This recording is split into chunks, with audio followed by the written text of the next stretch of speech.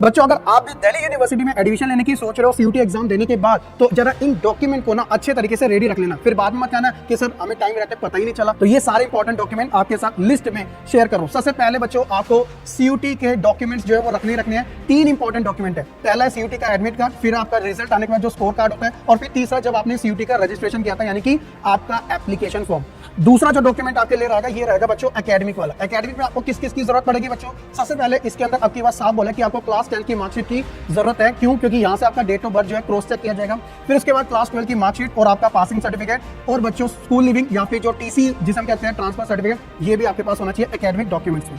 फिर उसके बाद तीसरा जो आता है वो है आइडेंटिटी प्रूफ। साफ है बच्चों, आधार कार्ड जो है ना वो आपका सबसे मोस्ट इंपॉर्टेंट रहने वाला है, और आधार कार्ड आपके फोन नंबर के साथ लिंक होना चाहिए, क्योंकि आगे चल के ओटीपी की नीड होगी, और अगर फोन नंबर लिंक नहीं होगा तो दिक्कतें आएगी। तो टाइम रहते करवा लेना। बैकअप के तौर पे बच्चों पैन कार्ड, पासपोर्ट या वोटर आईडी में से कोई रख सकते हो, लेकिन इंपॉर्टेंट आपका यही रहेगा। फिर इसके बाद आपके लेटेस्ट फोटोग्राफ, खासतौर पर वो वाली पासपोर्ट साइज फोटो जो आपने सीयूटी एप्लीकेशन फॉर्म में एक तरीके से अपलोड करी थी, और 4 से 6 कॉपी कम से कम रखना, क्योंकि डॉक्यूमेंट वेरिफिकेशन में चाहिए होती है। फिर उसके बाद बात आती है उन बच्चों की जो कैटेगरी से रिलेटेड है, जैसे एससी, एसटी, ओबीसी, इनको सर्टिफिकेट की नीड होगी at the time of document verification. जैसे दिक्कत किसमें नहीं आती है, एससी और एसटी का इजीली हो जाता है। जिसमें दिक्कत आती है वो होती है ओबीसी और ईडब्ल्यूएस वाले।